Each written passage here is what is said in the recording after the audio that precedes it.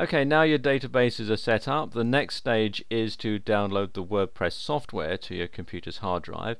So come here to this website, wordpress.org/download, and then click on the button that says download WordPress, and it will have the latest version. At the time that I'm recording this video, it's version 3.2.1, although it may be a later one by the time you come to watch it. So just simply click to download it to your hard drive. It's quite a large file. As you can see there, it's 3 megabytes, so it can take a while to download if you're on a slow connection. Just click there.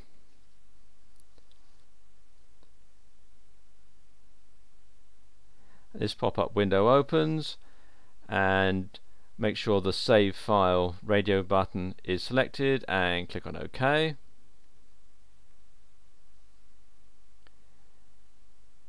And you can see it's downloading now.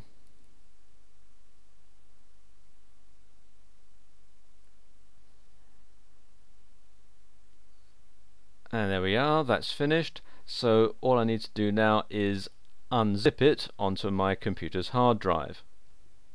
And when it's unzipped, it'll look like this.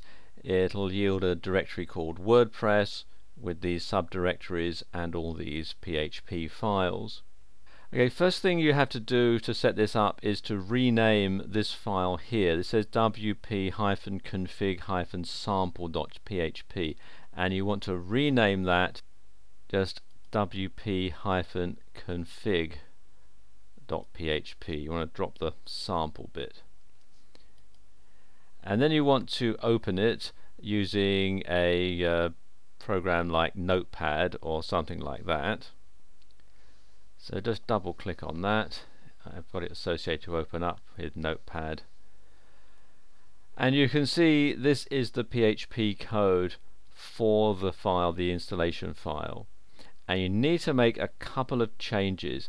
Most of the stuff here below here would not need to be changed, but you do need to change these settings here, the database name, username, password, and so on. Mostly your database host will be localhost, so you can leave that unless your server uses a different type of host name, and all the rest of the stuff you can leave. And this is why you need to save the information as you set up the databases. So let's just copy and paste those in. We can have the database name there. Do right click and copy.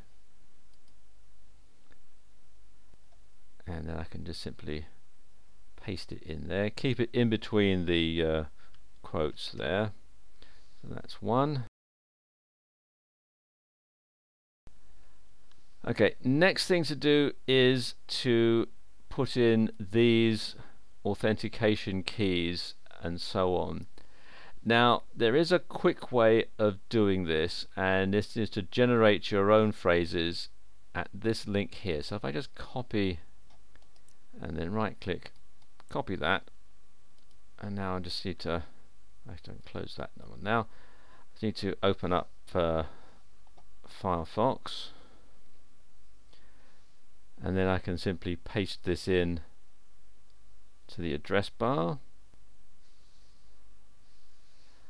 and there we go, it's generated all this information for me. So I just highlight that and copy it, and then I can come back here and just simply paste this in as a block in here like that, and there we go, that's all done. You don't need to change anything else at all.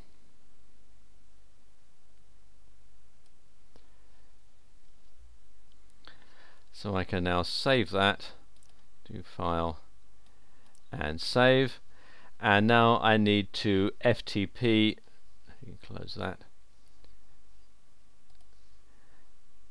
and now I need to FTP all this content here up to my web server. You can use the file manager in your control panel to do this, but it can be a bit tricky as you'll have to create all the folders separately and then upload everything into each separate folder. So it's much easier if you use an FTP software package. The one that I like to use is FileZilla, which you can download for free from this website here, filezilla-project.org, and it just makes the whole process that much simpler. And this is what FileZilla looks like when it's up and running. I'm going to create a new directory on the server to install WordPress into. If you're going to have it as the main focus of your site, then you'd want to upload it into the root directory of your site. So if you're just going to have WordPress on your site, you'd want to upload it into the root directory of the site. On this particular server, they call it HTTP docs. On most other servers, they call it public HTML. Okay, so I'm going to right click and create directory, and we'll call this WordPress, and then click on OK. And what I can then do is simply open it up, click on WordPress. You can see there's nothing there. FileZilla is actually a very easy type of FTP software to use. Once you've logged in, you'll find your remote site over here on the right and the local site here on the left. And what you do is go to the directory on your hard drive where you want to upload the information, and you can then simply highlight all of it, click the first one, then do shift and click, and that selects all of it. Then right click and click on upload, and it will immediately start to upload the files that you've selected into the directory that you've selected on your hosting account. Okay, as you can see, there are 933 files to be transferred. It's going to take a while to do this, so what I'm going to do now is just pause the video and then come back to it when everything has been uploaded. And there we go, everything's uploaded. Exactly how long this will take will depend a lot on the speed of your internet connection. If you have a super fast broadband, it'll only take a few minutes. On regular broadband, it can take about 15 to 20 minutes. On a dial-up account, it can take a lot longer. In fact, there is such a lot of data here that your dial-up might time out and you'll have to reload it. But the good thing about FileZilla is it will tell you if any transfers have failed so that you can upload them again. Okay, that's all done, so all I need to do now is log off the server and log on to the setup for WordPress. Okay, you need to come here to this page, the installation page, which will be your URL. In this particular case, it's anothercompany.co.uk. If you've got it installed in a subdirectory like I have here, which is WordPress, you need to come to that and then wp-admin/install.php. If you're installing this in the root directory, of course, you wouldn't have the WordPress directory. You just go to your URL /wp-admin/install.php. Then you need to fill in this information here.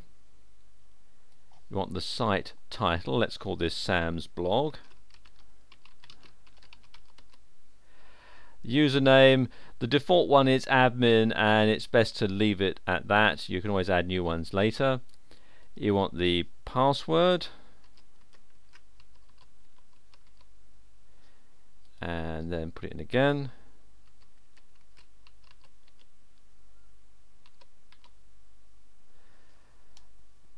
Your email address,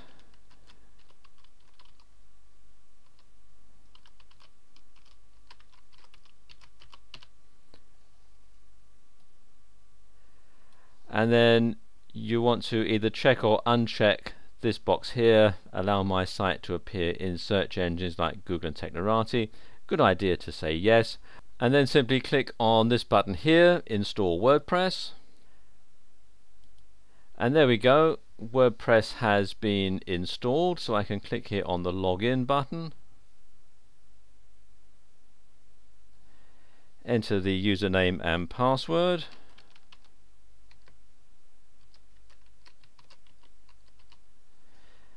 and click on login, and there we are, it's all set up. And if I log out again and just go to the main site here, there we go, there's the blog all installed. So there you go, that's how you can install WordPress manually if you don't have the luxury of an auto install script. So it's not all that difficult really.